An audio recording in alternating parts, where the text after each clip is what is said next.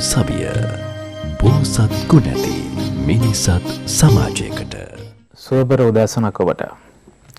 ගම්මැද්ද ධම්සවිය අපි හැමදාම වගේ ඔබේ ජීවිතයට අර්ථවත් වටිනා කියන ධම් සාකච්ඡාවක් තිලන කරනවා. අද සදහම් සාකච්ඡාවට අපි ඊටාම ගෞරවයෙන් යුතුව පාද නමස්කාරයෙන් යුතුව ආරාධනා කරන්නට යෙදුණා. පූජ්‍ය කිරුළපන ධම්මවිජය අපේ ගෞරවනීය සම්පදන් වහන්සේට අපේ හාමුදුරුවෝ ඊටමත් ගෞරවයෙන් පාද නමස්කාරයෙන් පිළිගන්නවා අපේ හාමුදුරනේ. අපි මේ දවස්වල විවිධ ප්‍රශ්න විවිධ අභියෝග මැද්ද ජීවත් වෙන්නේ. ජීවිතයේ අභියෝග හමුවේ නොසැලී තිර අදිටනින් Tamanගේ ඉලක්ක කරා යන්නට ඒ විතරක් නෙමෙයි මේ ලැබූ මනුෂ්‍ය ආත්ම භවය සාර්ථකව ගත කරන්නට යහපත්ව ගත කරන්නට අපට මඟ කියන්නේ මේ උතුම් ශ්‍රී සද්ධර්මය. අපි අද හිතුවා ගෞරවනීය සම්පදන් වහන්සේ සමග සාකච්ඡා කරන්නට කියලා මේ උතුම් ධර්මය අපි ජීවිතයට කොයිතරම් දුරකට ප්‍රායෝගිකව අදාළ කරගෙන තිබෙනවද කියන කාරණාව. මේක ඊටමත් කාලීනව සාකච්ඡා කළ යුතු මාතෘකාවක් කියලා හිතුවා. මොකද මේ කාල සීමාව ඇතුලේ අපි දකිනවා අපි අනවරත අරගලයක යෙදෙන්නේ ජීවන ගැටලු හමුවේ. ධර්මය අපේ ජීවිතෙන් ඈත් වෙනවාද කියන ප්‍රශ්නාර්ථය අපි හමුවේ තිබෙනවා. මේ හැම ගැටලුවකටම දෛනිකව මුහුණ දෙන හැම ප්‍රශ්නයකටම අපට දහම තුල පිළිතුරු තිබෙනවා. මේ පිළිතුරු සොයාගෙන යන්නේ නැති එකයි තියෙන එකම ප්‍රශ්නය ගැටලුව. නිසා අපි අද මාතෘකා කරගත්තේ ප්‍රායෝගිකව දහම ජීවිතයට එකතු කරගමු කියන කාරණාව. අපේ හැමතුරුනේ අපි සාකච්ඡාවට ප්‍රවේශය මෙහෙම ගමු. අපි ඇත්තටම ධර්මයේ ජීවිතයට අරගෙන තියෙනවද? මෙතනින්ම පටන් ගමු. හොඳයි. හැමදෙනෙක්ටම තෙරුවන් සරණ ප්‍රාර්ථනා කරනවා.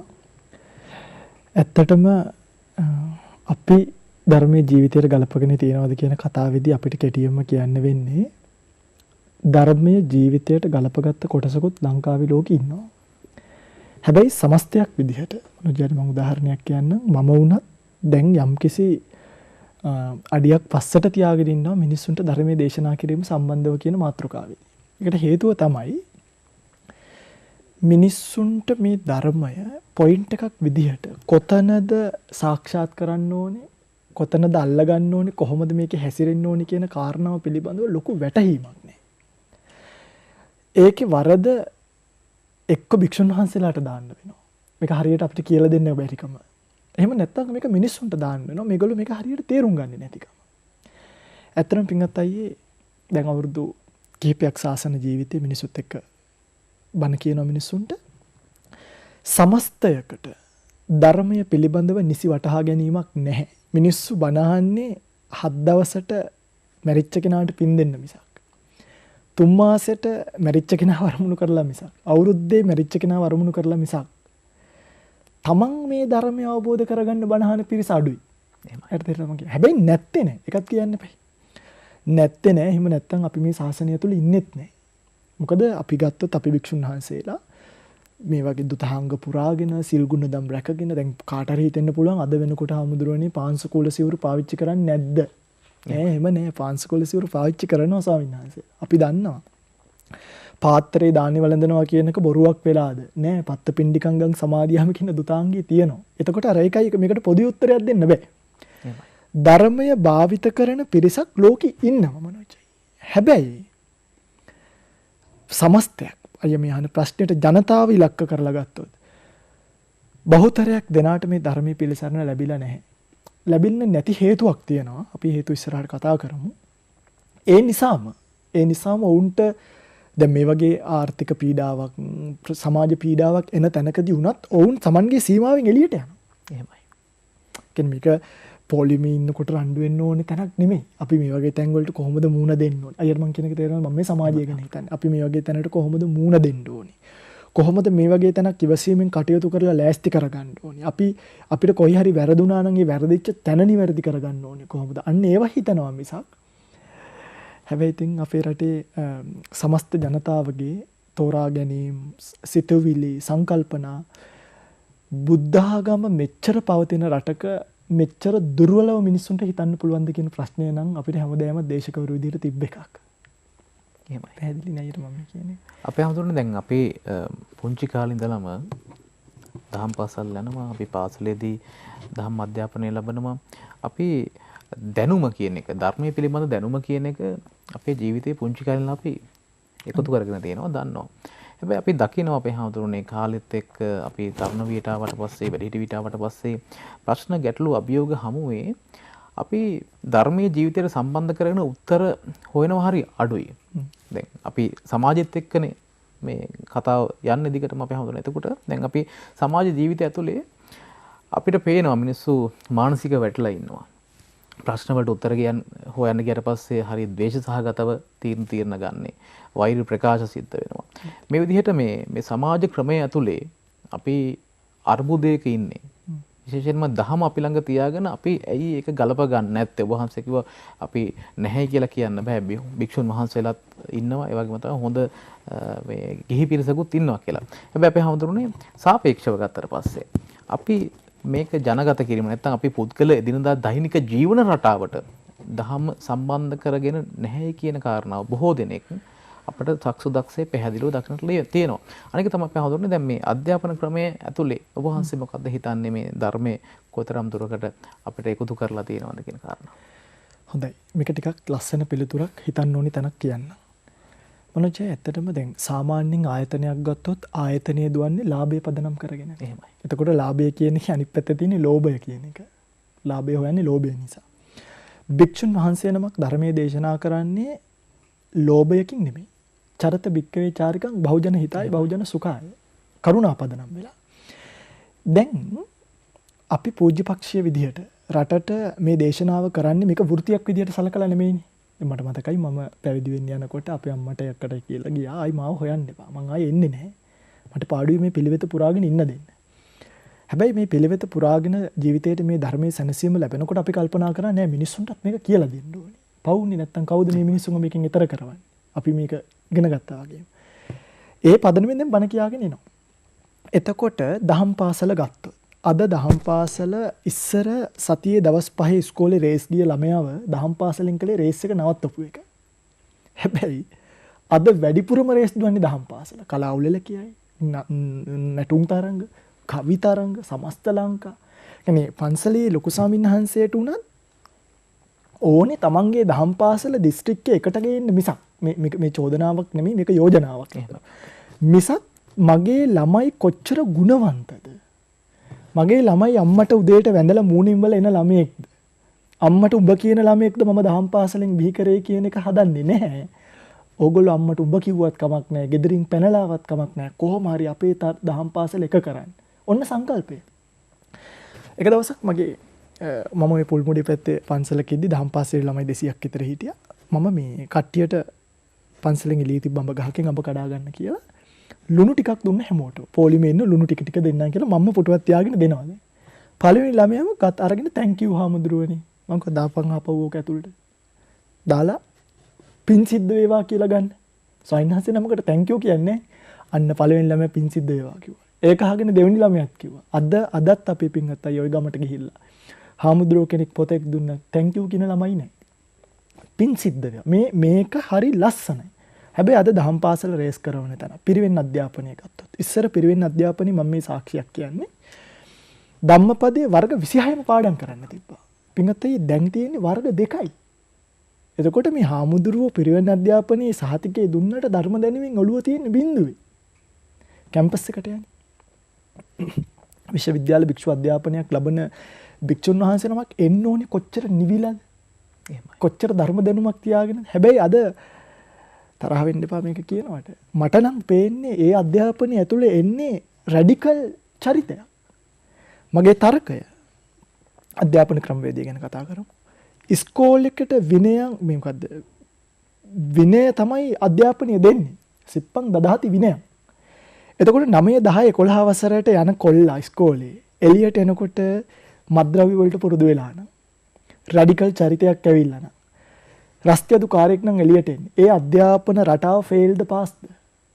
ෆේල්ද. මොකද සිප්පන් දදාති විනය. හික්මීමක් දෙන්න ඕනේ. 9 වසරෙන් 10 වසරෙන් 11 වසරෙන් එළියට එන කොල්ලා ඉස්කෝලේ ඇතුලේ දහම් පාසලෙන් අවුට් වෙන ළමයා කැම්පස් එකෙන් එළියට එන කෙනා රැඩිකල් කෙනෙක් වෙලා නම් නිවිච්ච කෙනෙක් නෙවෙයි නම් ಗುಣධර්ම නැත්නම් අම්මට තාත්තට උඹ කියලා කතා කරන තැනවත් අඩුම ගලවලා නැත්නම් අමුතුවෙන් මේකට අටුවා ටීකා ටිප්පණිය ඕනේ ඒ අධ්‍යාපන රටාව ෆේල්. ඒක හදන්නේ කොහොමද? ඒකත් එනවනේ. වැදගත් වෙන්නේ. ඒක හදන්න නම් ඒ පිළිබඳව අවබෝධයක් තියෙන පාලක පක්ෂයක් එන්න ඕනේ. මේක කවුරු ආවත් ඊට පස්සේ ඒ පාලක පක්ෂයට උපදෙස් දෙන හාමුදුරුවෝ ස්වාමීන් වහන්සේලා ඕනේ මේක මම නෙමෙයි මේ පිරිවෙන් අධ්‍යාපනයේ වර්ග දෙකට බැස්සුවේ කවුද කියන එක ප්‍රශ්නේ අහන්න ඕනේ. ඉන්නවනේ එක එක උපදේශන සභා. ඒ වගේ ගිහිල්ලා එතනදී කතා කරන්න ඕනේ අපේ රටේ අර පාර බලවල් දෙනවා. අරකේ තෙල් නැද්ද? මේකේ තෙල් තියෙනවද කියන ප්‍රශ්නේ නෙමෙයි ස්වාමීන් වහන්සේ. ඒව කතා කරන්න ප්‍රාදේශීය සභා මන්ත්‍රීවරු ඉන්නවා. එහෙම. කතා කරන්න ඇයි කතා කරන්නේ නැත්තේ? ඇයි දහම් පාසල රේස් කරවන්නේ? ඇයි පිරිවෙන් අධ්‍යාපනය බාල කරලා තියෙන්නේ? ඇයි කැම්පස් අධ්‍යාපනයෙන් එළියට එන හාමුදුරුවෝ රැඩිකල් කරන්නේ? අටුවාව ප්‍රශ්න කරන තැනකට, ත්‍රිපිටකයේ ප්‍රශ්න කරන තැනකට, බුදුරජාණන් වහන්සේගේ 이르දි ප්‍රාතිහාර්ය ප්‍රශ්න කරන තැනකට නම් හාමුදුරුවන්ගේ මනස හදන්නේ මේ රටේ ශාසනය රට යන්නේ තාමත් පහළට. අපේ හාමුදුරනේ අපේ දැනුමත් නොවීම විශේෂයෙන්ම මහා සංඝරත්නය වගේම ඇතැම් විට ගිහි පාර්ශවයේ අපි සමාජයේ ප්‍රශ්න වෙන්න පුළුවන් මේ රට යන්න ඕන තැන වෙන්න පුළුවන්. ඒ කියන්නේ ධර්මයත් එක්ක ගලප ගනිමින් අපි දන්නවා අපේ ඉතිහාසයේ හොඳ අත්දැකීම් තියෙනවා. මේ යම්කිසි අර්බුදයක් යම්කිසි ප්‍රශ්නයක් එද්දී ඒකට විසඳුම් හොයන්නේ කොහොමද කියන එක ගැන අපේ ඉතිහාසයේ හොඳ අත්දැකීම් තියෙනවා. හැබැයි මේ කාල සීමාව ගත්තට පස්සේ මම මේ නිතරම මේ කාල සීමාව සම්බන්ධ කරගන්නේ මොකද අපි මේ වෙලාවේ ඔබ බනහද්දින් ඔබ සමහරක් වැඩ හිතන්න පුළුවන් අද දවසේ කොහොමද ගෑස් ටික ගන්නෙ අද දවසේ කොහොමද දරුවන්ට වියදම් ටික එකතු කරගන්නේ මේ විදිහේ මනසක ඔබ ඉන්නේ. ඒ මනස නිරවුල් කරගෙන අපි යම් කිසි දෙයක් අහනවා නම් අහන්න ඕනේ. අපේ හැමදෙරුනේ අපි ප්‍රශ්නයක් ගැටලුවක් අභියෝගයක් හමුවේ ඉද්දී පිළිතුරත් අපි ළඟ තියෙද්දී අපි පිළිතුර හොයාගෙන යන්නේ නැහැ. උත්තර දෙන්න ඕන අය උත්තර දෙන්නේ නැහැ. පිළිතුරු බඳින්න ඕන අය පිළිතුරු බඳින්නේ නැහැ. අපි ළඟ තියෙන ඖෂධය. ඇයි අපි ඒක පාවිච්චි කරන්නේ නැත්තේ? ඇත්තටම මේ ස්වාමීන් වහන්සේ නමකට පුළුවන් පාර පෙන්වන්න විතරයි. එහෙමයි. එතකොට මේ පාරේ අනුගමනය කරවන්න රටක් වුණා. මම දැන් රටක් විදිහට කතා කරන්නේ. දැන් මිනිස්සුන්ට මේකට උත්තේජනයකුත් ඕනේ. ධර්මාශෝක රජතුමා ධර්මයේ වැරදියට කියපු ස්වාමීන් වහන්සේලා කියන මිත්‍යා ලබ්ධිය අරගෙන හිටපු 60000 සිවුර ගලවලා සුදුරෙදි අන්දලා ගෙදර යවුවයි කියනවා. එහෙමයි. ඒතර මේකෙදි අපිට තේරෙනව නේද?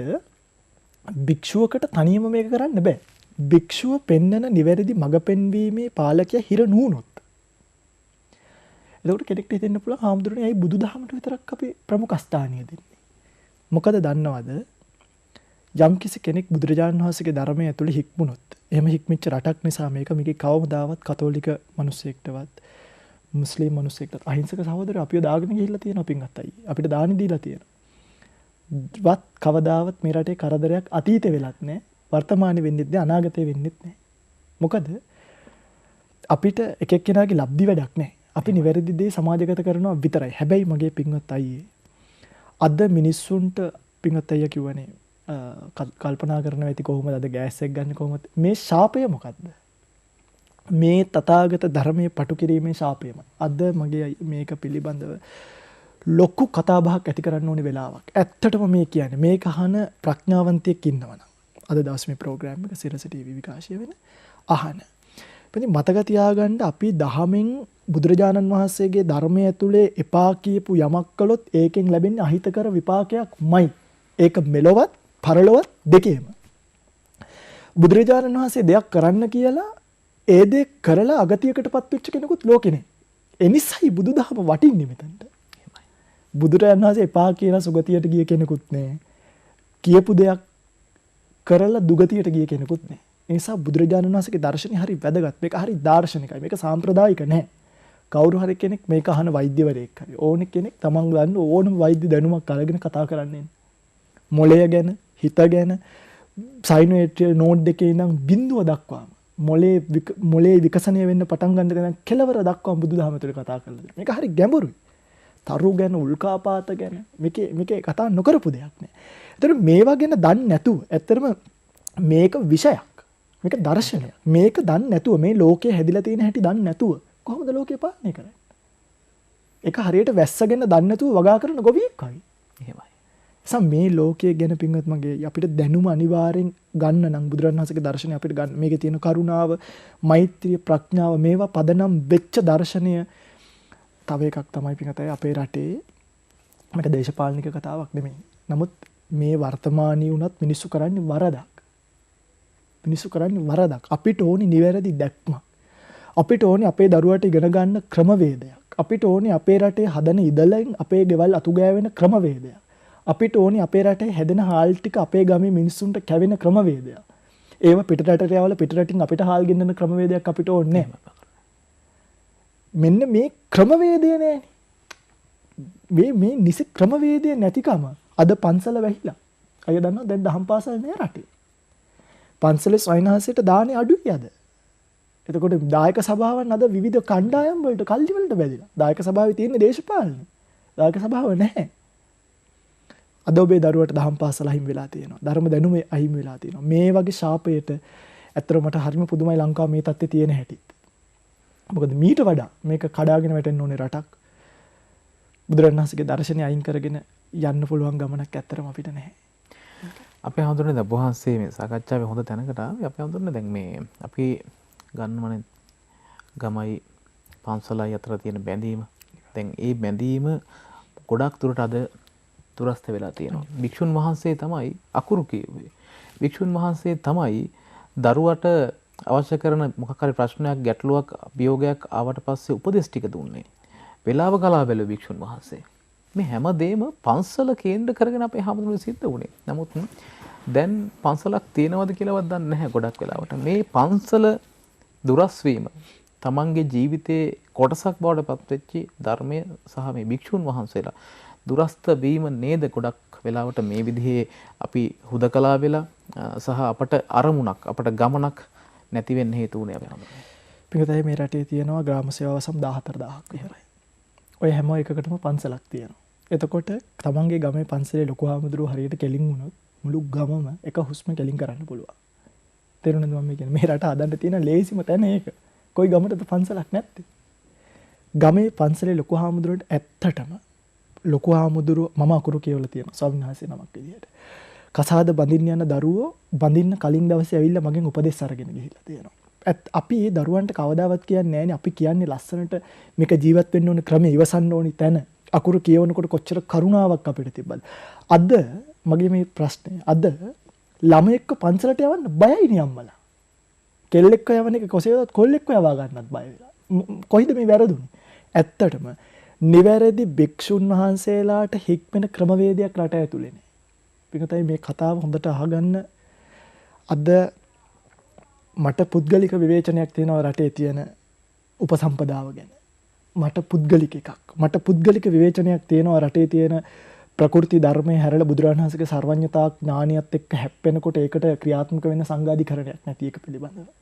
මට පුද්ගලික ප්‍රශ්නයක් තියෙනවා නිකායක් මතක් කරලා මේකේ ඉන්නේ වැඩි කුලේ මේකේ ඉන්නේ අඩු කුලේ කියලා බයිනකොට ඒකට කතා කරන්න හාමුදුරුවෝ කෙනෙක් නැති එක සම්බන්ධ. මට පුද්ගලික ප්‍රශ්නයක් තියෙනවා ගමේ ඉන්න දරුවා කසාද බඳලා යනකොට ඇයි ලොකු හාමුදුරන්ට බැරි විශාකාවට තාත්තා දුන්න අනාථපිණ්ඩික විශාකාවගේ තාත්තා විශාකාවට දුන්න උපදෙස් ටික දීලා යවන්න. ඇයි අම්මෙක්ට අම්මගේ යුතුයකම් ටික තාත්තෙක්ට තාත්තගේ යුතුයකම් ටික ලොකු හාමුදුරන්ට කියලා දෙන්න බැරි වුනේ? මේක ඇත්තටම ප්‍රධාන භික්ෂු කණ්ඩායමක් හරි ඉදිරිපත් වෙලා ප්‍රධාන අපිට මේක නිකායවල වලට පටවලා නිකන් ඉන්න බෑ. තේරවාදය දන්න භික්ෂුන් වහන්සේලා පිරිසක් එකතු වෙලා අහිංසක අද මම ඉන්නේ කොළඹ මේ වෙලාවේ මාතර පැත්ත උපසම්පදාවට ලෑස්ති වෙන පොඩි හාමුදුරන්ට ඉගෙන ගන්න ක්‍රමයක් නැහැ. උන්වහන්සේට මේක කියලා දෙන්න සිස්ටම් එකක් හදන්නයි අපේ රට තියෙන්නේ. ඉතින් ඒක නැති වෙච්ච ගමන් උන්වහන්සේගෙන් හික්මින දරුවා. ඉතින් හිතන්නකෝ පොඩි එක්කෙනා හික්මන්නේ ලොකු හාමුදුරුවන්ගෙන්. ලොකු හාමුදුරුවෝ දන්නේ නැත්නම් ධර්මයේ පොඩි එක්කෙනා කොහොමද ධර්මයක් දන්නේ? ඒතර යාට තියෙන්නේ ලෝකේ යන පස්සෙන් දුවන එක මිසක් නිවැරදි මේ ඔන්න වැඩේ සිස්ටම් එක. මේ සිස්ටම් එකක් නේ. පින්වත් අයියයි මායි මේක මෙතන කතා කරා කියලා මේ සිස්ටම් එක හැදෙන්නෙත් නැහැ. මේ රටේ මිනිස්සුත් එක්ක මේ සිස්ටම් එක හදන්නත් බෑ. අන්තිමට එන විසඳුම තමයි මේ ක්‍රූර ලෝකෙන් ඈතර වෙලා නිර්වාණය දක්වා යන්න. මේ ලෝකේ හදන්න පුළුවන් එකක් නෙමෙයි. මේ ලෝකේ සමතුලිත නැහැ ඇත්තටම. මිනිස්සු විවිධාකාරයි. එහෙම තමයි මේ ලෝකේ හැටි. ඒකනේ බුදුරණන් වහන්සේ කියන්නේ මහණෙනි මේ ලෝකේ ගොම පිටක් තරම්වත් වටින දෙයක් කරනවා මම උඹලට නිවන් දකින්න කියලා කියන්නේ නැහැ කිය. අවසානයේදී අපිට එන්න තියෙන ඔයගොල්ලෝ ධර්මයේ හැසිරලා පින්වත්නි පුද්ගලිකව යනවා නම් මේකෙන් නිවන් දැකලා ඈතර වෙන්න. මේ ලෝකේ අපිට හදන්න බෑ. හැබැයි බහුතරයක් සත්වයන්ට පිහිටක් වෙන්න පිළිසරණක් වෙන්න ඔබට කැමැත්තක් තියෙනවා නම් අත්හිත පරහිත කියන සූත්‍ර වලට අනුරූපීව අපි මේ සිස්ටම් එක හදන වැඩේ නම් මෙතනින් හරි පටන් ගන්න. එහෙම පැහැදුනේ.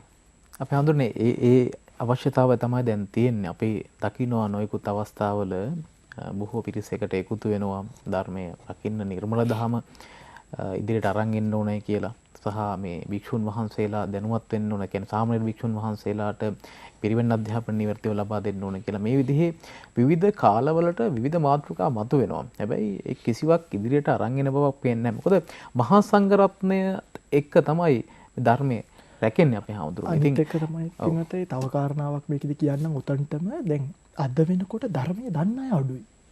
ඒකයි මේකේ භයානකම එක. මම පහුගිය දවසක විශ්වවිද්‍යාලයක දැක්ක ප්‍රසිද්ධ මහාචාර්යවරයෙක්. ලෝක ප්‍රසිද්ධ මහාචාර්යවරයෙක් Tamanගේ ශිෂ්‍යයන්ට දෙනවා මේ කේවට්ට සූත්‍රයේ තියෙන නිර්වාණය ගැන ගාථාවක්. එහෙමයි. විඥානං අනිදස්සනං අනන්තං සබ්බතෝ බබං. සම්පූර්ණ වැරදි අර්ථකථනය. අය හිතන්න මගේ ඇඟේ රෝම කැලින් වුණා මේක අහන් ඉද්දි මේ මහාචාර්යවරයාගෙන් ඉගෙන ගන්න දහසක් භික්ෂුන් වහන්සේලා මේ වැරදි අර්ථකථනෙන් පුරුදු වෙන්නේ. එතකොට ධර්මය දන්නෙත් නෑ. ඇත්තටම අටුවාව දන්නේ නෑ. පිටින්නේ අහගන්න මේක හොඳට. පෙළ අටුවාව ටීකා පදනම් වෙච්ච ශාසනයක් මේක. අද මගේ අයියේ ඉපදිච්ච කෙනා අම්මව මරනවා වගේ වැඩක් මේ ශාසනය ඇතුළේ සැනසීලා තමන්ගේ අටුවාව ටීකා ප්‍රතික්ෂේප කරනවා කිව්වහම ඉතින් කොහොමද පිටතෙන් මම කියන්නේ මේක හදන්න අතර මෙතන ප්‍රශ්නාර්ථය. අපි මම ඔබ වහන්සේගෙන් මෙහෙම ඇහුවොත් ධර්මයේ උගන්වන්න ලංකාව ඇතුලේ විශේෂයෙන්ම මහා සංඝරත්නයට කියන්නේ සාමණේර භික්ෂුන් වහන්සේලාට කොයි විදිහේ ක්‍රමවේදයක්ද තියෙන්නේ? දැන් අපි දන්නවා පිරිවෙන් සම්බන්ධයෙන් වෙනම අමාත්‍යාංශයකුත් තියෙනවා රාජ්‍ය අමාත්‍යාංශයක්.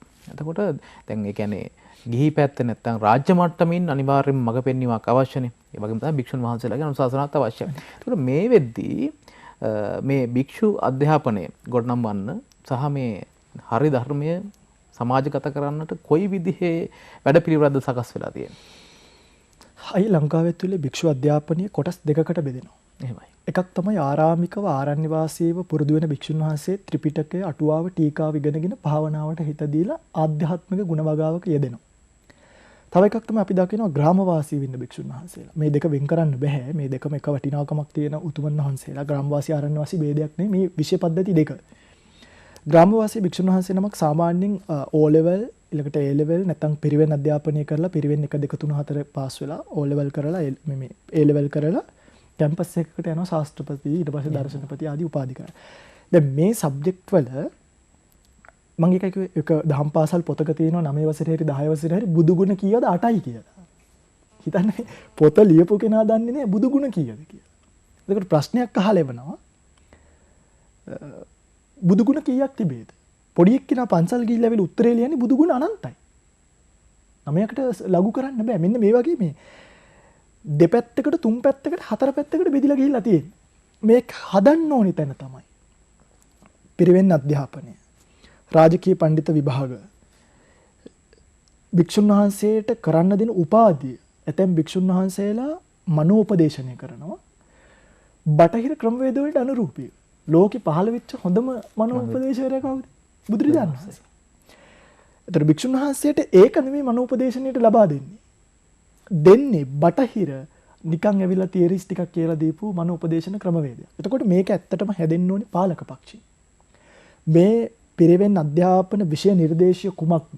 මේක ඉවර වෙනකොට මම එළියට දාන අවුට්පුට් එක භික්ෂුන් වහන්සේ කොයි වගේ අඩුම ශාස්ත්‍රපති උපාධියත් එක්ක එනකොට අභිධර්මයේ තියෙන ප ဋ ාණ ප්‍රකරණේවත් ඉවර කරලා විනය පිටකේ ශික්ෂාපද 227 කටපාඩම් භික්ෂුන් වහන්සේලා කීයද අද ලෝකෙ ඉන්නේ?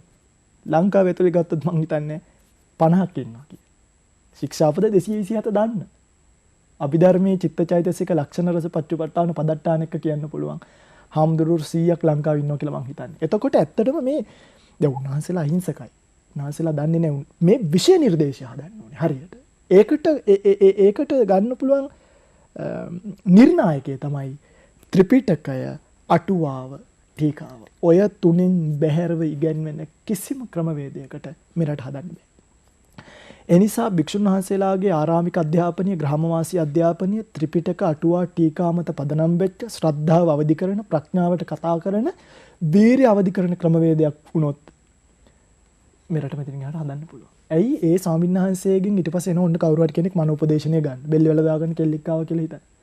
දැන් කියන්නේ එකේ ඉඳන් 10ට ගයින්න, 10 ඉඳන් 1ට ගයින්න. ඕවා නෙමෙයි පුතේ. ඇයි බෙල්ල වල දාගන්නේ? මරුණට ප්‍රශ්න ඉවර වෙන්නේ නැහැ. සංසාර ජීවිතයේ ස්වභාවය මේකයි.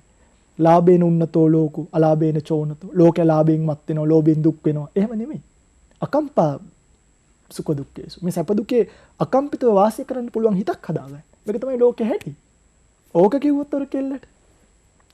ඒ කෙල්ල කොච්චර සැනසීමෙන් ඉන්නවද?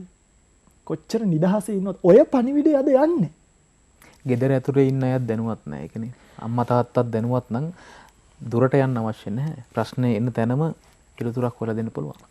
පැහැදෙන් අම්මා වුණත් කියන්නේ පින්වතයි අපේ තුමුක ගෙදර දුවට වැරදි සම්බන්ධතාවයක් ඇති වුණා. අම්මා එකපාරට වෙල කරන බෝක අදී දන්නේ නැත්නම් අම්බෝ මරනවා අපි අම්මා නැහැ කියලා හිතාගනි.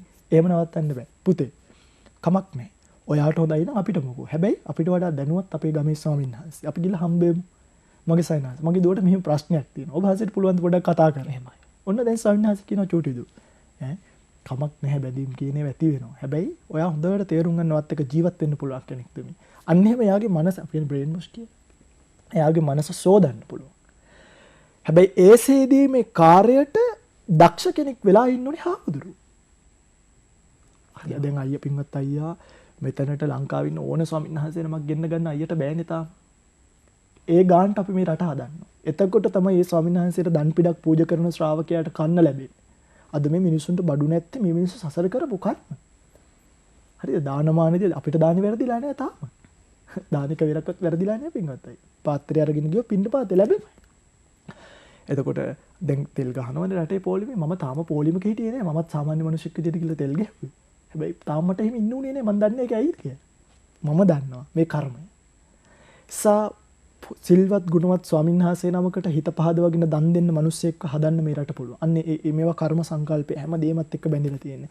ඇත්තට මගේ අවසාන කතාව තමයි හොඳ ධර්ම දැනුමට ලැබි, ධර්මයට ලැබි, ශ්‍රද්ධාව ප්‍රඥාව තියෙන අටුවාව ටීකාව ත්‍රිපිටකය ප්‍රතික්ෂේප නොකරන භික්ෂු පරම්පරාවක් මේකේ හැදෙනකම් මේක ගොඩ ගන්න බෑ. හාමුදුරුවෝ මේකේ කුඹරට බහැලා වැඩක් නැහැ. එහෙමයි. තේරෙනවද? අපි මේකේ කුඹරට බහින්නේ අපි කරන්න ඕනේ මේක රට හදන නිවැරදි උපදේශය සපයන එක. ඒකනේ සිවුර දුන්නේ බුදුරජාණන් වහන්සේ. එහෙම නැත්නම් උදැල්ලකුයි අර අමුඩයක් හරි මොකක් හරි දීලා කුඹුරු වැඩේ දෙනවනේ පටවල. බෑ ඒක දෙන්නේ තු උපදේශනය කරන්නයි අපි ඉන්නේ. ඒ උපදේශනෙන් මං හිතන්නේ සෑහෙන පිරිසක් අපිට හදන්න පුළුවන්. අපි ඇත්තටම අපි හදලත් තියෙනවා පින්වත්නි. මම පළවෙනි පාර බණ කියන්න යනකොට මාව දන්න එකදු කෙනෙක්වත් නැහැනේ මේ රටේ. මම බස් එකේ ඇවිල්ලා බණ ටික කියලා. හැබැයි අද ලක්ෂ ගානක මිනිස්සු භාවනා කරනවා ළඟ. එහෙම හදන්න පුළුවන් භික්ෂුන් වහන්සේ නමකට. අපි මොහොතේම බැලිය යුත්තේ ආලෝකය දිහා. අඳුරට ශාප නොකර එක හෝ ආලෝක කඳබ්බයක් නිකුත් කරන්නට පුළුවන් නම්, එක හෝ පහනක් දැල්වන්නට පුළුවන් නම් ඒක තමයි වැදගත් වෙන්නේ. ගම්මැද්ද ධම්සභියේත් උත්සාහය එයයි. අපි ඉදිරියට කතා කරමු. දැන් කෙටි විරාමයක්. ගම්මැද්ද ධම්සභිය පෝසත් ගුණැති මිනිසත් සමාජයකට. ගම්මැද්ද ධම්සභිය පෝසත් ගුණැති මිනිසත් සමාජයකට. ඔබ නැවතත් ගම්මැද්ද ධම්සභිය සමග අද සාකච්ඡාවට වැඩම වදාළේ පූජනීය වන්දනීය කිරුළපන ධම්මවිජයපේ ගෞරවනීය සම්පතන් වහන්සේ.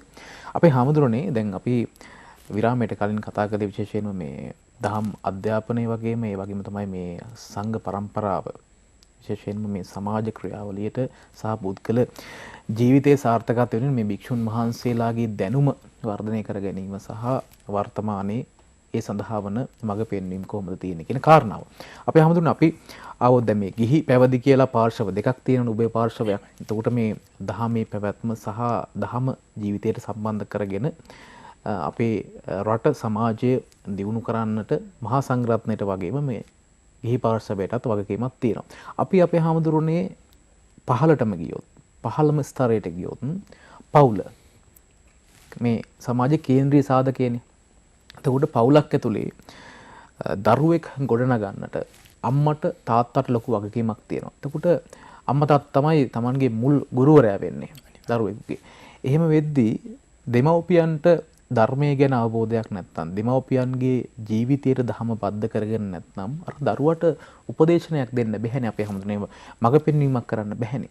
මෙතනත් ලාංකේය සමාජ සන්දර්භයේ ඇතුලේ ප්‍රශ්න වැඩි වෙන්න හේතුවක් නේද?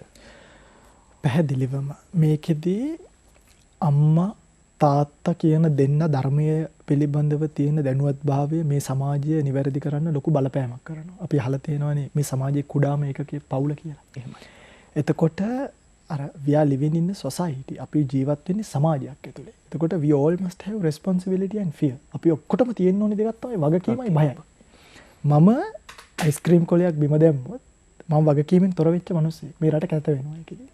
ඒතර අම්මෙක් තාත්තෙක් තමන්ගේ වගකීම සහ මේ සමාජ අවශ්‍යතාවය තේරුම් ගන්න නම් ඒ අම්මයි තාත්තයි ධර්මයේ දැනන් ඉන්න ඕනේ.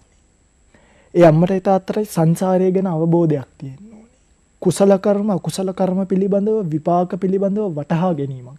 මට ආයෙන්නේ හාමුදුරුවෝ ගාවට තමයි මට ආයෙත් එන්න වෙන්නේ. ඒක ඒ අම්මටයි තාත්තටයි කියලා දීමේ වගකීම තියෙන ගමේ ස්වාමීන් වහන්සේට. එහෙමයි. අපිට යන්න බෑනේ අල්ලපු ගමක බණක් කියන්නේ. එහෙම ඉඩ දෙන්නෙත් නෑ දැන් තියෙන තත්ත්වයට. එතකොට තමන්ගේ ගමේ ඉන්න අම්මගේ තාත්තගේ මනස සංවර්ධනය කර ගැනීම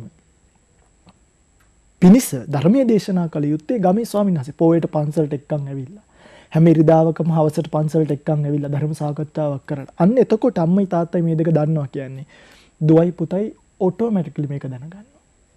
එතකොට අද වෙනකොට ඇත්තටම අම්මටයි තාත්තටයි ගෙදර පින්වත් අයියේ ධර්මයේ පිළිබඳව දැනුමක් නැහැ මනෝජයි. ඒකට හේතුව තමයි අද වෙනකොට ලංකාව ඇතුළේ වුණත් ධර්මයට විවිධ අර්ථකථනනේ තියෙන්නේ. එහෙමයි. කෙනෙක් කියනවා හාමුදුරුවරු මේ දුර්භික්ෂ කාලේ කැලේට වෙලා භාවනා කරගෙන ඉන්න එපා, එළියට එන්න ඕනි, උද්ඝෝෂණ කරන්න හරි මොනාට හරි. තව කෙනෙක් කියනවා නෑ හාමුදුරුවනේ කැලේටම වෙලා ඉන්න අර තව එක එක වචනක් කියනවා ඉතින්. එහෙම කියනවා. දැන් අම්මටයි තාත්තටයි අවබෝධයක් නෑ. ඇත්ත ස්වාමීන් වහන්සේ නමක් මේ වෙලාවේ මොකද්ද කරන්න ඕන? ඔය අතරම අපි හිතමු කවුරු හරි කෙනෙක් එකපාරටම ස්වාමීන් වහන්සේ නමක් ට්‍රැක්ටර් එකක් තරම් කුඹුරකට බහිනවා. බෑලා කියනවා මෙහෙමයි අපි දැන් පන්සල් වෙලා හිටියා ඇති අපි අපේ ගමේ මිනිස්සු වෙනුවෙන් ඉදිරිපත් වෙමු. අපි මේක හාලා දෙමු. හොඳයිද? ඒ සාමාන්‍ය ගැමියෙක්ට හිතෙන්න පුළුවන් මේ හාමුදුරුවෝ හොඳයි. සම්ප්‍රදායෙන් එළියට ඇවිල්ලා අවශ්‍යතාවයට අනුව කටයුතු කරනවා. හැබැයි එහෙම කරන්න අපිට බෑ. එහෙම කරොත් ධර්මයේ පසුබහිනවා. වෙන ඒවා ඉස්මතු වෙනවා. දැන් එහෙමනම් මම සමදයම කියනකොම රටේ මිනිස්සුන්ගේ ළමයි වඳ වෙනවා කියලා හාමුදුරුවන්ට පුළුවන් ද ඊළා ළමයි හදලා දෙන්න. වී වඳ වෙනකොට වී වගා කරලා දෙන්න පුළුවන් නම් ඒකෙම අනිත් පැත්තේ තියෙන්නේ ළමයි වඳ වෙනකොට ළමයි හදලා දෙන්නත් පුළුවන් වෙන්න ඕනි කියන එක. එහෙම කරන්න බෑනේ. එතකොට ස්වාමීන් වහන්සේගේ නිවැරදි වගකීම තමයි ඕගොල්ලෝ දෙන දාන්නේ වළඳලා ආරණ්‍යයකට වෙලා පන්සලකට වෙලා හොඳට ධර්මීය පුහුණු කරලා බණක් භාවනාවක් කළා ධාන මට්ටම් විපස්සනා ඥාන වඩලා ඒ වාගෙන් ගම පෝෂණය කිරි. එතකොට අන්න අම්මයි තාත්තයි ධර්මයේ දන්නවා. එහෙම නැතුව දැන් පින්වත් අයියේ මිනිහෙක් මංගාවට එන්නේ පෝර මොනවද හොඳය කියලා අහන්නද සසර කොහොමද කියලා අහන්නද? කෙනෙක් මංගාවට එන්න ඕනේ හාමුදුරනේ හොඳ පෝර જાතිය මොකද්ද කියලා අහන්නද ස්වාමීනි සසර දුකෙන් ඈතර වෙන්නේ කොහොමද කියලා අහන්නද? අයියා මාව ගෙනල්ලා වැඩක් නැහැනේ ස්වාමීනි මේ දවස්වල මේ වතුර නැහැ නේද? අපි කොහොමද මේ કૃතිම වතුර නිෂ්පාදනය කරගන්නේ කියලාද අයියා මගෙන් අහන්නේ. ස්වාමීනි මේ රටේ ಗುಣධර්ම ටික පිරීලා තින්නේ ඒක හදාගන්න කොහොමද? අන්නේ ප්‍රශ්නෙට උත්තර දෙන්න පුළුවන්. අර එළියට බහලා සමාජින් හාමුදුරන්ට නෙමෙයි කියන්නේ ගම කියන එක නෙමෙයි මම මේ කියන්නේ අර ධර්ම විනයෙන් එළියට ගිහිල්ලා කටයුතු කරන හාමුදුරන්ට නෙමෙයි ධර්ම විනය ඇතුළේ ඉන්න හාමුදුරන්ට. ඒ නිසා අද ඔන්න ඔය තෝරාගෙන ඔය සරල තෝරා ගැනීමවත් කරන්න මිනිසුන්ට අවබෝධයක් නෑ. ඉතින් කොහොමද නිවන ගැන කතා කරන්නේ? නිවන කියන්නේ කොච්චර ගැඹුරු එකක්ද බුදු අප්‍රූප් හරිම සියුම් හරිම ගැඹුරුයි. ලේසියෙන් තේරුම් ගන්න බෑ කෙනෙක්ට. හරිද? ලොකු කැපකිරීමක් කරන අවුරුදු 6-7ක. දුතාංග රකින්න ඕනේ, සොහොන් වල ඉන්න ඕනේ, එක වේලක් කන්න ඕනේ, නිදි වර්ජිත වෙන්න ඕනේ, ඉන්ද්‍රිය සංවර වෙන්න ඕනේ, සිල්පද රකින්න ඕනේ. එහෙමයි. ඒකේ කෙලවර නිවන මේ මාර්ගයේ මුලම හොඳ නරක අඳුර ගන්න බැරි නම් එතනින් එහාට ධර්මය කතා කරන්න තේරුමක් නැහැ. අපේ හාමුදුරනේ ධර්මය ජීවිතයට එකතු කරගෙන ඔබ වහන්සේ කිව්වා වගේ මේ නිවන කියන තැනට යන්නට අපි හැමෝම බලාපොරොත්තු වෙන්නේ මේ නිරාමිස සුවය ලබන්නනේ. එතකොට එතනට යන්න නම් අපි පළමුව අපි තැම්පත් වෙන්න ඕන. අපි මනසින් නිදහස් වෙන්න ඕන. අපි ස්ථාවර වෙන්න ඕනේ. අපේ ආමුදුරනේ දැන් අර අපි කලින් කිව්වා වගේ උදේ පාන්දර නැගිටලා ධර්ම දේශනාවක් අහන්න, ධර්ම ඥානෙ දියුණු කරගන්න, හිත සංසුන් කරගන්න පුළුවන් වටපිටාවක් නෙවෙයි අපි ඉන්නේ. එතකොට මේ අස්ථාවර බව තුළ අපි ස්ථාවර බව හොයාගෙන යන්න ඕන. ඒක තනිව සමූහයක් විදියට, සමාජයක් විදියට අපිට ආධ්‍යාත්මික වශයෙන් වගේම තමයි අපි බාහිර වශයෙන් බැලුවමත් මේ ස්ථාවරත්වය අපි අපේ මනස හදා ගන්න ඕනේ. දැන් නැති වෙලා තියෙන්නේ මේ දේනේ. අපි ප්‍රශ්නයක් තියෙනවා. ප්‍රශ්නෙට උත්තරේ හොයන්න ඕනේ. අනිවාර්යයෙන්. එහෙම නැතිව අපි අඳුරේ අතපත ගාලා හරියන්නේ නැහැනේ. ඒ නිසා අපි හැමෝම කොහොමද මේ අස්ථාවර බව තුළ අපි ස්ථාවර බව හොයන්නේ? ඇත්තටම මනුෂ්‍යයි හොඳ කතාවක් මේක. ආධ්‍යාත්මිකව ගුණ වගාවකට යන්න නම් රටේ ස්ථාවරත්වය කියන එක ඉතා වැදගත්. ඒක බුදුරජාණන් වහන්සේගේ දේශනාවක් තියෙනවා අසමය සූත්‍රය කියලා. මහණෙනි අනාගතේ එනවා දුර්භීක්ෂ කාලයක්. ඒ කාලෙට පිළිවෙත් පුරන්න ලේසි නෑ. ඒ නිසා ඒ කාලේ එන්න කලින් ඔයගොල්ලෝ පිළිවෙත් පුරා ගන්න. එහෙම කියලා. එතකොට රටේ ස්ථාවරත්වයේ හෙනම් භික්ෂුවගේ පිළිවෙත් පුරා ගන්න වැදගත් කියන එක එකකින් අපිට ගම්මයයිනේ. ඒතර මිනිස්සුන්ටත් ඒක ඉතා වැදගත්. ඇත්තටම පින්වත්නි අපි මේ වෙලාවේ කරන්න ඕනේ නුවණින් හිතලා අපේ රට ස්ථාවරත්වයකට යන ක්‍රමවේදයකට මං හිතන්නේ මේ ගල පල්ලෙහාට වැටෙන්නේ. මේ ගල පල්ලෙහාට වැටෙන්නේ මේකට අපි මේක නවත්ත ගන්න ලේසි නෑ. මේකට උර දෙන්න පුළුවන් නේ අපිට. ධාතුසේන රජතුමා කලාවැවේ හිල දැකලා පැන්නනේ. ඇයි තමන්ගේ ගෝලයෙක්ව දාන්නේ තෝ ධාතුසේන රජතුමා පැන්නේ? දන්නව ගෝලයෙක්ව දැම්ම නම් එයා හිල වහන් ඉන්නේ නෑ හුස්ම හිර වෙනකොට උඩට එනවා කියලා. හැබැයි ධාතුසේන රජතුමා මේ වැවේ මහන්සිය දන්නවා. ඒ නිසා පැනලා මැරුණත් කමක් නැහැ කියලා මේ හිල වහගත්තා කියනවා. එහෙමනේ මේ කතාවේ. ඒ වගේ ඔබට තියෙන වගකීමක්. මේ කතාව ගියෙන්න මේක දේශපාලනික කතාවක් නෙවෙයි. හැබැයි පුරවැසියෙක් විදිහට ධර්මයේ ඉන්න පුරවැසියෙක් විදිහට මේ රට පවත්වා ගත යුතු තැනක්. ඔයගලන්ට ආයිත් සැරයක් ජීවිතේ එක එක කාලවල වලදී එනවා මේ රටේ පාලක පක්ෂය තෝරගන්න අවස්ථාවක්. කතාවක් මේ කියන්නේ අය. එතකොට මම කියන්නේ ඔබට දේශපාලනය කරන්න යන්නවත් අපිට ඕක කරන්න යන්නවත් බෑනේ. අපි තෝරා ගැනීමේදී අපේ ናයකයා මේ රට පාලනය කරන කෙනා එයාගෙන් අහන්න මේ රට හදන සිස්ටම් එක මොකක්ද කියලා. ඒකයි නිකන් හුරේ දානවට වඩා අපිට ඒවා එපා. හරි දැන් අපේ රටට තියෙනවා තෙල් ප්‍රශ්නය. මේක හැමදාම කරන්න පුළුවන් වැඩක් නෙමෙයි. අයියෝ දන්නවද ඩුබායි වලට ගිහිල්ලා බැලුවොත් ඩුබායි වල කාර් පාක් වල VIP පාකින් දීලා තියෙනවා ඉලෙක්ට්‍රික් කාර් වලට. VIP parking. ඇයි මිනිස්සුන්ව එන්කරේජ් කරන්න මේකට.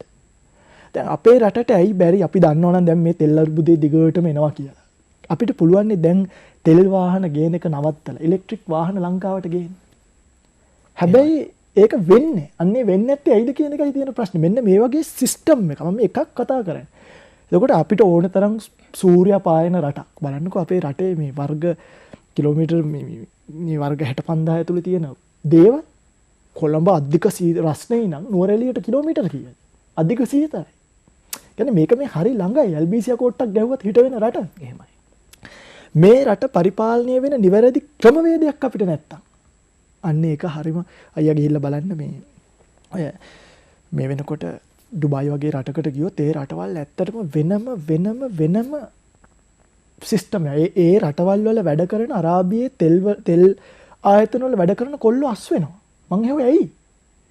ඇයි ස්වාමීනි ඉස්සරහට සූර්ය බලයෙන් දුවන රටක් එන්නේ. අපිට මේ වගේ ඉස්සරහට ජොබ් නැති වෙනවා. ඒ මිනිස්සු ඒ වයින් අයින් වෙලා ටනල්ස් වලට යනකොට අපි තාමත් තෙල් පෝලිං වල නම් අපි පරාදයිනේ. අපි පරාදයි. මේ රට එතනට ගිය තැනක් නෙමෙයි. ඒතර ඔන්න ඔය වගේ ස්ථාවර දැක්මක් තියෙන නායකයෙක් තෝරා ගැනීම. මේක මගේ අයියේ මටවත් පින්වත් අයියටවත් අපිටවත් කරන්න පුළුවන් එකක් නෙමෙයි. මේක සමස්ත ජන සමාජයේම වගකීම. ඔන්න ඔය ස්ථාවර දැක් ඔය මම එකක් වාහන ගැන. ඊට පස්සේ අපිට කරන්ට් එක ගැන ගමු. අපේ රටේ කොච්චර සූර්ය පායනවද? සෝලර් පැනල් වලට තියෙන ටැක්ස් එක ටිකක් අඩු කරලා. මේ වෙනකොට පැනල්ස් වලට අවසර ටික දුන්නා නම් රටට පැනල්ස් ටික එනවා. ආවොත් කොච්චර විදුලි උත්පාදනයක් අපිට තියෙනවද? ඇයි අපිට බැරිද මේක පරිපාලනය කරන්න සූර්යයාගේ? පුළුවන්. අන්න ඒකට අවශ්‍ය සිස්ටම් යන්නේ. කරන්ට්. තව ගෑස් ප්‍රශ්නේ ගන්න උදාහරණයක්. අය දන්නවද අපේ රටේ තියෙන බයෝ ගෑස් කියලා සිස්ටම්? එහෙම පඳුන්නේ. කුණු බකට් කෑම ඉඳුල් බකට් එකක් දාලා බයෝ ගෑස් නිපදවන කෙනෙක් මම දන්න කට්ටිය ඉන්නවා. ඒතර ඇයි අපිට බැරි ඒ කන්සෙප්ට් එක හඳුන්වලා දෙන්න? නිකන් ඉඳුල් බාල්දියක් විතරයි දාන්න ඕනේ. ලිපවල දෙකක් පත්තු කරගන්න පුළුවන්. ඒතර එක්ක මේ පාලකයෝ මේව දන්නේ නැහැ. එක්ක මේ රටේ හිම ස්ථාවරත්වයකට ගෙනියන්නේ මේ මිනිස්සු කැමති නේ. ඕනකමක් නැහැ. මම නම් හිතන්නේ නෑ මේක දන්නේ නෑ කියලා. මොකද මේ මිනිස්සුත් රටවල් වල යනවා. අපිට එහෙ තියෙන ෂොප් ඩුබායි shopping mall එකයි අපේ රටේ ලිබර්ටි ප්ලාසා හරි කොයි හරි ගිහිල්ලා බැලුවොත් මොකද්ද අපිට දැනෙන වෙනස? ඔය ඔන්න ඔතනට ගෙනියන නායකත්වයක් සංවිධානයක් අපේ රටට ඕනේ. හැමදාම එක එක පෙන්වන දේවල් වලට රැවටලා රට අස්ථාවර කරගෙන අපිට මේ ධර්මයේ හැසිරෙන්න බෑ. ඇත්තටම අද මිනිස්සුන්ට පන්සලට එන්න වෙලාවක් නෑ. දහම් පාසලට දරුවව යවන්න වෙලාවක් නැහැ.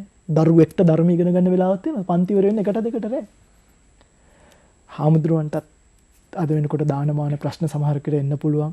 ඒ නිසා අස්ථාවර රටක ස්ථාවරත්වය හදාගන්නකම් ධර්ම මාර්ගයටත් බලපෑම් තියෙනවා. ඒ ස්ථාවරත්වය හදාගැනීමේ වගකීම සමස්ත ජන සමාජයටමයි. ඔබටත් එක්කම මේ වගකීම තියෙනවා. ඔබ මේ වගකීම අරගෙන හරියට ක්‍රියාත්මක වුණොත් තවත් අවුරුදු කිහිපයකින් අපිට සොඳුරු ලංකාවක් ධර්ම ස්ථාපිත වෙච්ච බලා ගන්න පුළුවන්. අපේ හැමතුනේ වඩාත් වැදගත් වෙන්නේ ඒ අවබෝධය. මොකද අපි තව කෙනෙක් යම් දෙයක් කරනකම් බලාගෙන හිටියොත් අපට මේ මොහොත අහිමි වෙනවා. ඒ නිසා දැන් අපි නැගී සිටින නම් ඒ කියන්නේ අපි අපේ අඩුපාඩු අපේ හැමදෙම ඉස්සලා අපි හදා ගන්න ඕනේ. අපි ඉස්සරහ කෙනාගේ අඩුපාඩු හදන්න කලින් අපි ළඟ තියෙන අඩුපාඩු ගොඩක්. මේ මොහොතේ තනිව අපි කොහොමද අපි ළඟ තියෙන අඩුපාඩු හදාගන්න. දැන් අපි සමහරක් වෙලාවට ඔබ වහන්සේ කියන තෙල් පොලිම් වල ඉන්නවා මෙහෙම කියලා. අපි ඉස්සරහ ඉන්න කෙනාව පරේලා ගිහිල්ලා කොහොම හරි තෙල් ටික අරගෙන ගෙදර යන්න තමයි බලන්නේ. හැබැයි අපි අර්බුදේ වෙන තැනක තියෙන්නේ. අපි ළඟ ඉන්න කෙනත් එක්ක අපි වෙනම අර්බුදයක් හදාගන්නවා. අපිට අපි නැති වෙනවා. අපි ද්වේෂයක් තරහක් ඇති කරගන්නවා. සමහරක් වෙලාවට අපි දකිනවා ගහ මරා ගන්න වෙන අවස්ථාවක් තියෙනවා. ඒතර මේ විදිහට යන්න ගියොත් අපේ මේ වටිනා මනුෂ්‍ය ජීවිතය තමයි මේ වැදගත්කම වටිනාකම තමයි අපි අහිමි කරගන්නේ. මෙන්න මෙතනට අපි කොහොමද උත්තරේ හොයන්නේ? ඇත්තටම ඉතින් වගේ මේකට මේ සමාජයේ නිවැරදි වීමම තමයි. මේවා කරගෙන ආව පහුගිය දවස්වල සෝම ස්වාමීන් වහන්සේලා මේවා කරගෙන ආවා. ඒවට අතරමඟ වැටිච්ච බාධා නිසා මේවා ඉදිරියට කරන් යන්න බැරි වුණා. ඔය අයියා කියපු කතාව අපි ගමු. තමන් එක්ක එක පන්තියේ එකට පොලිමේ ඉන්න කෙනාට ගහලා පොලිම හදපු කෙනාවම සර් කියන්නේ නැත්ද? සැලියුට් කරනවා.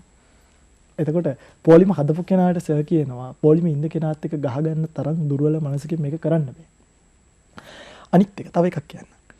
තමන් හැමතිස්සෙම අර අපි මේ කාටවත් බයිනව නෙමෙයි පින්වතුනි. ඕගොල්ලෝ මේ අරබුදයටවත් මේක නිර්මාණය කරුවන්ටවත් බයින්න යන්න එපා. ඒ බැන ඉන්දියයි කියලා ඒගොල්ලෝ එක නවත්තන්නෙත් නැහැ. අපිට විසඳුමක් ලැබෙන්නෙත් නැහැ. ඒ නිසා අපි මේක බයෝගෑස් කියන එක ගැන හොයන්න. තමන්ගේ ගෙදරට සෝලර් පැනල් එකක් ගහගන්න try කරන්න.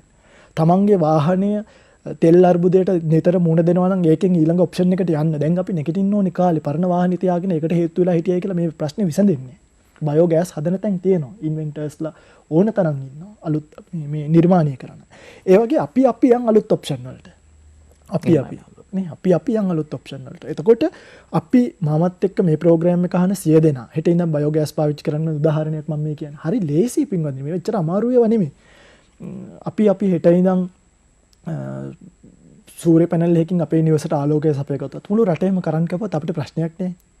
අන්න තමන්ට යන්න පුළුවන් ඔප්ෂන් එකට යන්න. ඒක හරි වැදගත් පින්වත්. ඊළඟට ස්පිරිතාලවල වල ප්‍රශ්න නම් බෙහෙත් හේත් අඩුයි නම් තමන් උපරිම ලෙඩ රෝග වලින් පරිස්සම් වෙන්න. එහෙම තමයි මනුෂ්‍ය ජීවිතයේ හැටි ලෙඩ රෝග හැදෙනවා, වයසට යනවා, මැරෙනවා.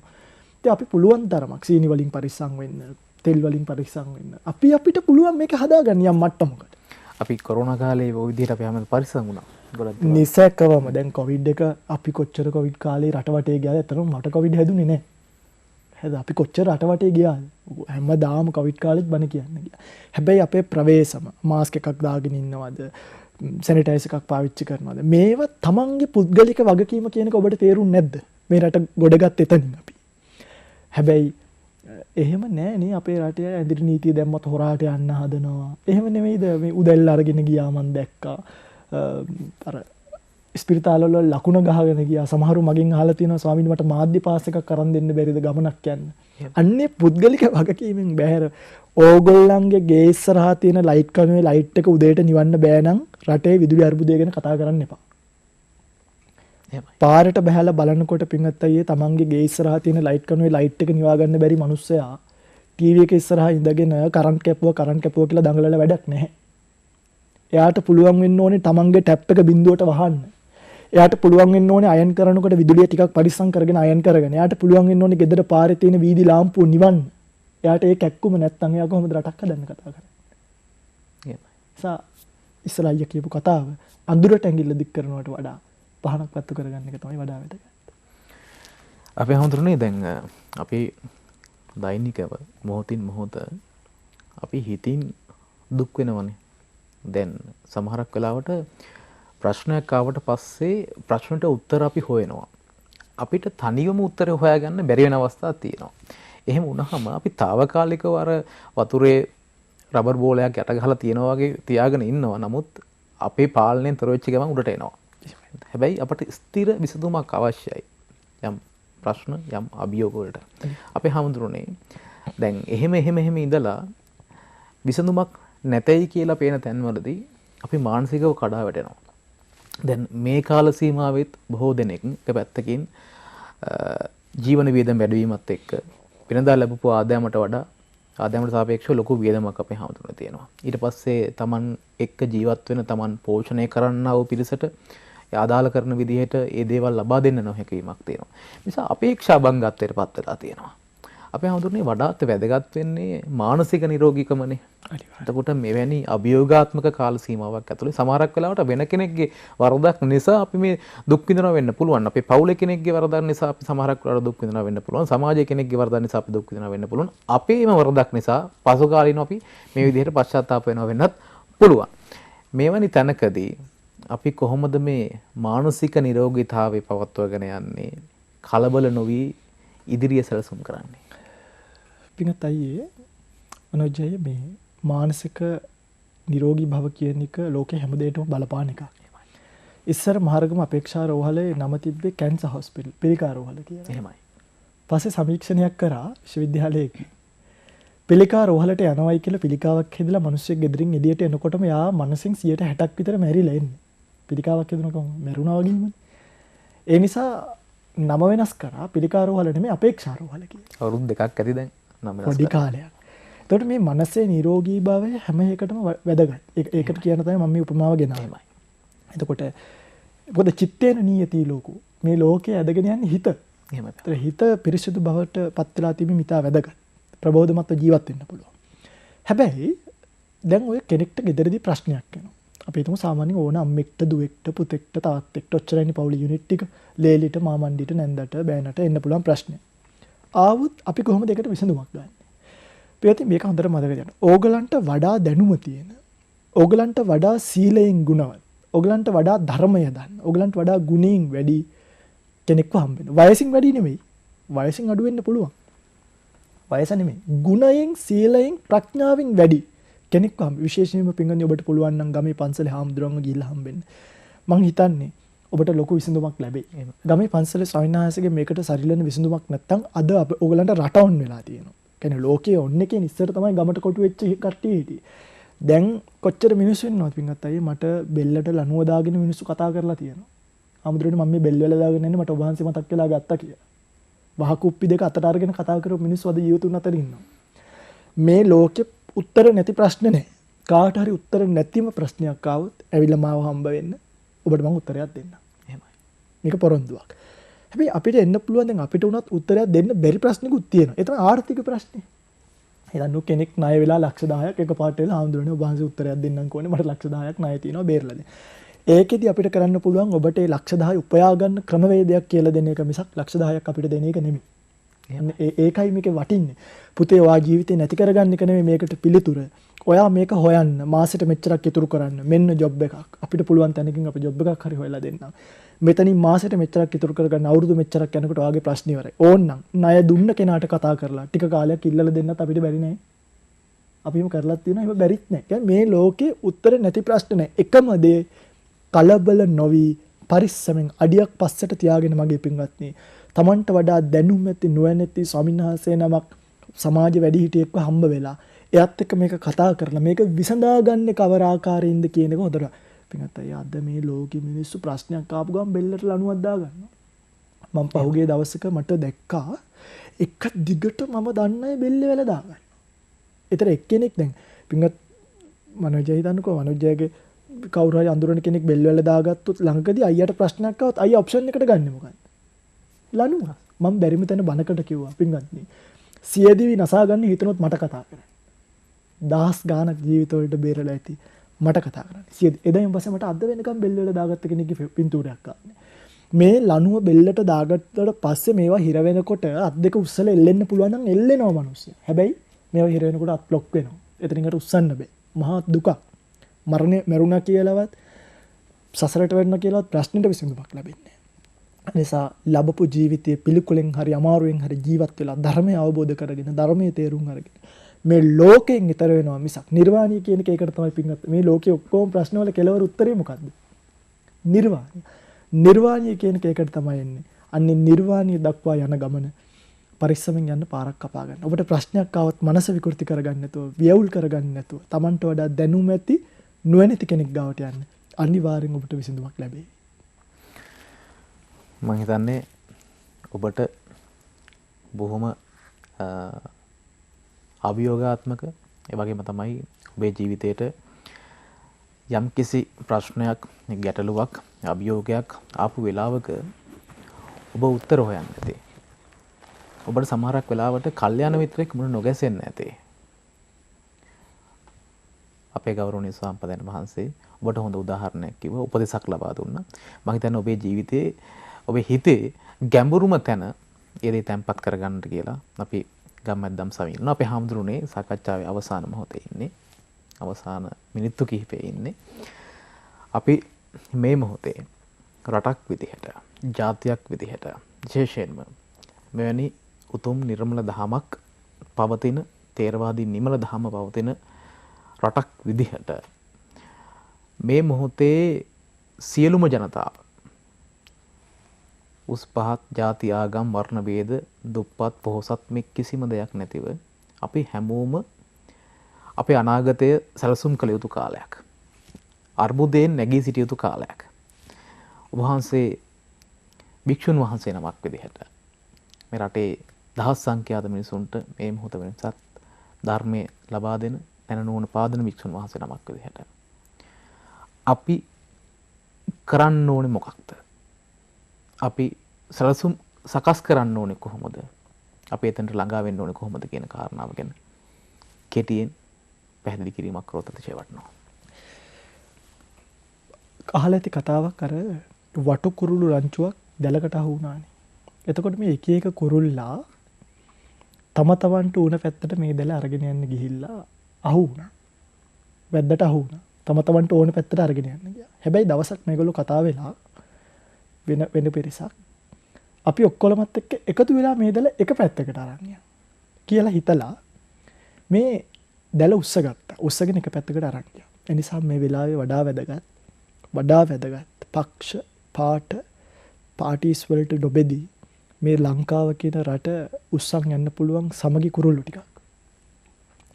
කොයි පැත්තටද යන්නේ කියන දිශානතිය පිළිබඳව අවවාදයක් ගන්න වෙන්නේ යම් කිසි විදිහකට ලෝකයේ දන්න ධර්මයේ දන්න භික්ෂුන් වහන්සේ නමක් හෝ ඊට වඩා පඬිතෙක්ගේ. එම නැතුව දැනට වේදිකා උඩ ඉන්න කිසිම කෙනෙක්ගෙන් ඔබ මේ වහන්න යන්න එපා. ඔබට වඩා දැනුමක් තියෙන ඔගොල්ලෝ දියසෙන් කුමාරයා කියලා සංකල්පක හිර වෙලා ඉන්නේ. ඔගොල්ලෝ බලාගෙන ඉන්නවා දියසෙන් කුමාරයා එනකම්. එහෙම කෙනෙක් එන්නේ නැහැ. එහෙම කෙනෙක් එන්නේ. අර කවුද? රාවණ නැකිටලයි කියලා බලන්න. එහෙම නෑ. ඒව සංකල්ප. එහෙම නෑ. ඕගොල්ලෝ තමයි මේක නැකිටලා උස්සයි යන්න ඕනේ. ඉතින් මට ඇත්තටම කියන්න තියෙන්නේ මුලින්ම රටක් විදිහට සමගිව හරි දිශානතියකට උපදේශයක් ලබා දෙන හොඳ දක්ෂ දුරදක්නා නුවණක් ඇති දූරදර්ශී කටයුතු කරන ප්‍රඥාවන්තයෙක්ගේ දර්ශනයකට අනුරූපීව බුදුරන් වහන්සේ තමයි හොඳම දර්ශනය. බුදුරන් වහන්සේ අනුරූපීව අපි ඔක්කොම එකතු වෙලා මේ රට එක පැත්තකට උස්සන් යනවා. ඒක තමයි එක දෙක ත්‍රිපිටකය අටුවාව ටීකාව හේනකින්වත් ප්‍රතික්ෂේප කරන කෙනෙක් බවට පත් වෙන්න එපා. යම් කිසි කෙනෙක් බුද්ධ වචනේ අභියෝගයකට ලක් කරනවා නම් භික්ෂුවක් මම වුණ හෙට පින්වත් මොනෝජයි මම මේක කරා මගේ බණ අහනක නවත්තන්න. මට මං අද මේක ප්‍රතික්ෂේප නොකරන්නේ මගේ මනස හොඳට තියෙන නිසා. හෙට මම මේක ප්‍රතික්ෂේප කරොත් එක්ක මගේ මනස වියවිලා. මම පිස්සුවක් හරි හැදිලා කෙටියෙන්ම කියනවා. මේක කරන්න එපා. ත්‍රිපිටක බුද්ධ වචනයට හානි වෙන්න දෙන්නත් එපා. මේ රට තම තමන්ට ඕනේ පැත්තට දැන් යන්න දෙන්නත් එපා. මේක කරොත් මම අවසානට අහන්නම්. මනෝජයට හිතනවද මේක කරයි කියලා මේගොල්ලෝ? මේගොල්ලෝ කරන්නේ නැහැ. මේගොල්ලන්ට මේක කරන්න හයියක් නැහැ. පෞරුෂයක් හයියක් අරගෙන මේ අභියෝගයට මුහුණ දෙන්න පුළුවන් නම් නිසකවම අපිට මීට වඩා සොඳුරු රටක්, සොඳුරු දහමක් විඳින්න, සැනසීමක් විඳින්න පුළුවන් වෙයි. නිසා ඔබ සියලු දෙනාට ඒ සඳහා ශක්තිය, ධෛර්ය, වාසනාවත් ලැබේවා කියලා ප්‍රාර්ථනා කරමින් අදට වැඩසටහනින් සමුගන්නවා. අපේ හාමුදුරනේ ඔබ වහන්සේට පාදාභි වන්දනීය පුණ්‍ය අනුමෝදනා මේ මොහොතේ සිදු කරනවා. මම හිතන්නේ තාමත් හරවත් වැදගත් ජීවිතයට දැනෙන ධම්ම සාකච්ඡාවක් මේ හෝරාව පුරාවටම ඔබට ගෙන එන්නට හැකියාවක් ලැබුණා. ඔබේ ජීවිතයේ හැරුම් ලක්ෂයක් වේවි. අපි හැම මොහොතකම ධර්මය අපේ ජීවිතේ පිහිට කරගන්නවා නම්, අපි හැමෝටම පුළුවන්කමක් තිබෙනවා නම් ජීවිතේ හැම තැනකටම ධර්මය අදාළ කරගෙන තීරණ ගන්න. ඒක පවුල, ඒ වගේම සමාජය, සමස්ත රට, ජාතිය නිවැරදි මගට ගෙන යන ආලෝකයක් වේවි. ඒ නිසා හැම මොහොතකම, හැම අවස්ථාවකම ඔබ ධර්මයේ පිහිට කරගන්න. මෙය ඔබේ ජීවිතය නිවැරදි ශාන්තියට රැගෙන යාවේ. ඒ නිසා අපි ලබන සතියේත් මේ ආකාරයෙන්ම ඉතාමත් වැදගත් ධම්ම සාකච්ඡාවක් සමග හමුවේ බලාපොරොත්තු පෙරදරිව අදට ඔබෙන් සමගන්නවා. ඔබට උතුම් තිසරණේ පිටයි. ගම්මැද්ද දම් සවිය බෝසත් ගුණැති මිනිසත් සමාජයකට